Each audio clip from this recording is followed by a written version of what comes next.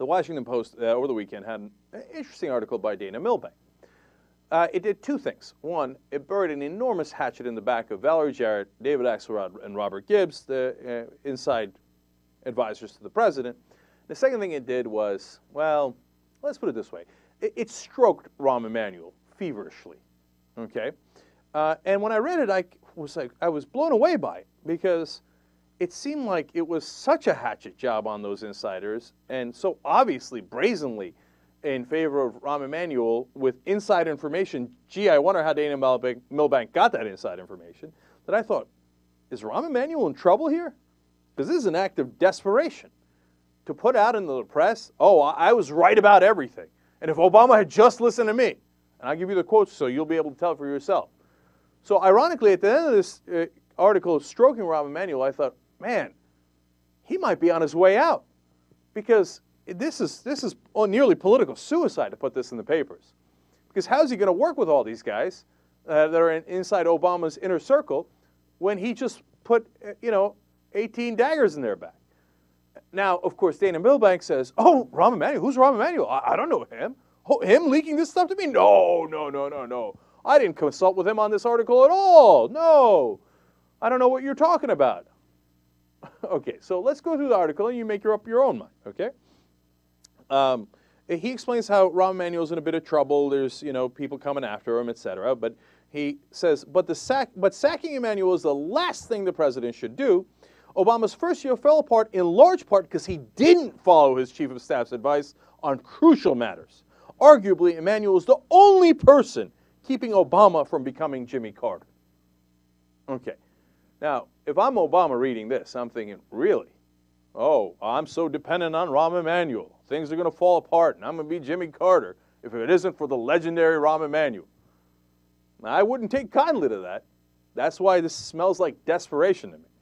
Now, by the way, Jimmy Carter put out a note about another article that compared him to, in Foreign Policy magazine, that compared him to Obama and said, oh, Obama's going to be like Jimmy Carter in a week. He's like, oh, I'm right here, man. My policies were perfectly fine, and let me defend him to you. What is this insult? Oh, you're like Jimmy Carter. But that's a separate note. So then Dana Milbank continues. Where the president is airy and idealistic, Rahm is earthy and calculating. So the president's an airhead. But Rahm Emanuel knows what's going on. Rahm, you think this is going to help you with the White House? Uh-oh, man. Ladies and gentlemen. Almost. Let's continue. Milbank says the president would have been better off heeding Emanuel's counsel. Of course. Okay. But apparently the real problem with Obama is that he didn't listen to Emanuel enough. So now, what are the genius ideas that Emanuel came up with that Milbank thinks were so smart and should have been listened to? One, Emanuel counseled against closing Guantanamo Bay in a year. He argued for the right-wing position, and said keep Guantanamo Bay open indefinitely. Who would have guessed? I thought we were wrong and that Rahm Emanuel was secretly fighting for progressive positions. Apparently not. Emanuel also fought fiercely, this is a quote, fiercely against Attorney General Eric Holder's plan to send Khalid Sheikh Mohammed to New York for a trial. Again, Rahm Emanuel on the right-wing side. Who could have figured? He didn't want a civil trial for the terrorists who attacked us on 9/11. He wanted to do a military tribunal just like the right-wingers. He cautioned for buckling to the Republicans. I would have never figured that. And then here comes health care. Look at this quote from Milbank. Obama's greatest mistake was failing to listen to Emanuel on health care. Well, of course it was. Early on, Emanuel argued for a smaller bill with popular items such as expanding health coverage for children and young adults that could win some Republican support. He opposed the public option as a needless distraction. Now, what did we tell you all along on this show? We said Rahm Emanuel hates the public option and has been arguing against it from day one. And then people say, oh, how do you know? You don't know that. Rahm Emanuel's a genius, and he's actually trying to figure out progressive policy positions and get them passed. Jacob, what would your little mind understand about the great genius of Rahm Emanuel? My ass. Of course he was arguing for the right-wing position. And the public option is enormously popular throughout the country. And because Obama weakened the bills by listening to Rahm Emanuel, the bill is now terribly unpopular in the country. There's a new poll out today in 10 key states throughout the country. How does the public option rank against the current bill. The current bill is in the 30s in all of those states, swing states. The public option is in the 60s in all those states, and sometimes higher, okay? So public option, which Rahm Emanuel fought against, incredibly popular, the current bill that Rahm Emanuel was so happy with, no, he says, no. Rahm Emanuel's genius idea was we should have watered it down more, so it'd be even more unpopular. Okay, now that leads to the second question, which is, wait a minute now. I thought Dana Milbank didn't talk to Rahm Emanuel. How did he find out all these inside details of what happened inside the White House and which side Rahm Emanuel was on? Oh, that's kind of curious, isn't it, Dana? What happened? How'd you find out? How do you know? Wait a minute, now you put this in the Washington Post, and you put your name on it. So you're saying it's absolutely true. How did you find out? Can I guess? I'm going to guess that Rahm Emanuel's your source. Of course! So this is Rahm Emanuel telling Dana Milbank, go tell everybody I was right and those other three were wrong, and that Obama is an airy guy who can't figure things out without me.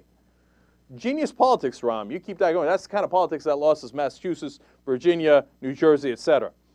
Now, I'm not done yet. The Milbank says the president disregarded that strategy and sided with Capitol Hill liberals who hope to ram a larger, less popular bill through Congress with Democratic votes only. The result, as the world now knows, disastrous.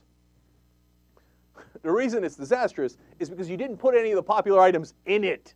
You watered it down because of Rahm Emanuel's idiotic policy suggestions, which you just told us and confirmed to us, in fact, were his suggestions.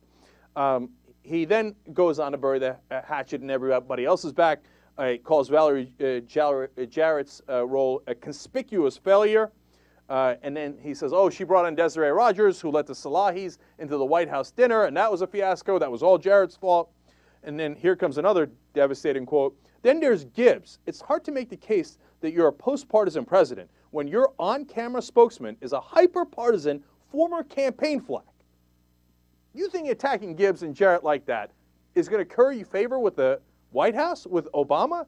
That's a terrible strategy, as usual, from Rahm Emanuel, who has littered the White House with terrible strategy. Now it affects his own career. By the way, Gibbs is too tough on people? Rahm Emanuel's brilliant idea is, let's water down Gibbs so he's even softer, so that he doesn't hit Republicans, that he hits the Republicans even less than he already does. The guy never makes the case. Gibbs is too tough. Emanuel wants him to be softer. God, they're stupid. They're not just wrong, they're dumb if they think this. This is going to help your career, Rahm? Man, by the time I finish this article, you're already going to be fired. Here he comes against now, continuing attacking others. No wonder Emanuel has set up his own small press operation and outreach function to circumvent the dysfunctional ones that Jarrett and Gibbs run. Obama needs an old Washington hand to replace Jarrett and somebody with gravitas on the podium to step in for Gibbs. Your best friend, Dana Milbank, writing this article obviously to help you, with inside information from you, is saying you should fire Gibbs and Jarrett? Oh, you're dumber than I thought. But you're not done yet. Now he's going to go after Axelrod. In hiring Emanuel, Obama avoided the mistakes of his Democratic precedent. In between this, he goes after Axelrod, and obviously Axelrod should be fired as well. Okay? Then he concludes by saying, in hiring Emanuel, Obama avoided the mistakes of his Democratic predecessors, who first gave the chief of staff job to besotted loyalists. Now in trouble, Obama needs fewer acolytes and more action. Rahm should stay. Well, good luck with that, because after this article, he's almost certainly gone. Hey, Dana, if you thought you were a genius trying to help out your man, and you didn't do it with Rahm's permission, man, did you screw up. But given the insider information you have from Rahm Emanuel, and you've always had from Rahm Emanuel, it's an excellent assumption that, in fact, you guys put this thing together. You two geniuses came up with this. And as soon as Obama reads this, he's left with almost no choice. What's he going to do, fire everyone else and keep the genius Rahm Emanuel, who's gotten none of his policies through? Remember, he knows how to work the House and he knows how to work Congress. None of the policies through, and nothing but electoral defeats. He's going to keep that one guy? Well, good luck with that strategy. Because go have at it, Hoss. I don't think it's going to work out for you. So now I wrote about this over the weekend, and people say, oh, Cenk, you're jumping to conclusions. Well, I love that. All right, let's see what happens. You know me, I like to make predictions. I believe in my political analysis. So what's great about it is I'm on the record, and we'll find out. You know what? I'll one-up it. Rahm Emanuel is gone in 2 months. It could be 2 days. It could be 2 weeks. But he's gone by 2 months. Okay, that's pretty bold, right? Because people say, oh, he might leave by the end of Obama's first term. Don't make me play Ed Reed for you. Hell no. He ain't going to stay around until the end of the first term. He's goner, man. Okay, now, if I'm wrong, okay, you'll say, hey, Cenk, you didn't know what was happening. If I'm right, I want every one of those people, everywhere it is, whether you're liberals or conservatives, to say, damn it to hell, this guy knows what the hell he's talking about. Okay, this is a terrible idea by Rahm Emanuel and Dana Milbank, and it will backfire. I'm not in the prediction business, but where do you get that Obama's going to do anything? And now that's a fair point. Finally, a fair point. Okay, because a lot of people on the internet saying, "Oh, Cenk, you don't know. Rahm Emanuel's got to figure it out. Whatever. The inside sources are wrong." It's 100 different stupid defenses, right? JR is onto something. Okay, the one part where I might be wrong, and this whole thing might fall apart, is Obama reads this and goes, oh, wow, that's terrible. I can't believe he leaked this. Because remember, Obama's supposed to hate leaks, right? And I can't believe that he, attacked everybody else in the administration. Obama's supposed to hate that, right? And then you can go, oh, okay, what am I going to do? What's next? Because, I mean, it's not like Obama has been the paragon of strength lately, right? So maybe he crumbles to this. I don't know. But, man, if he crumbles to this, then it's going to be a long, long 4 years. And that's about it, by the way. It ain't going to be 8 years.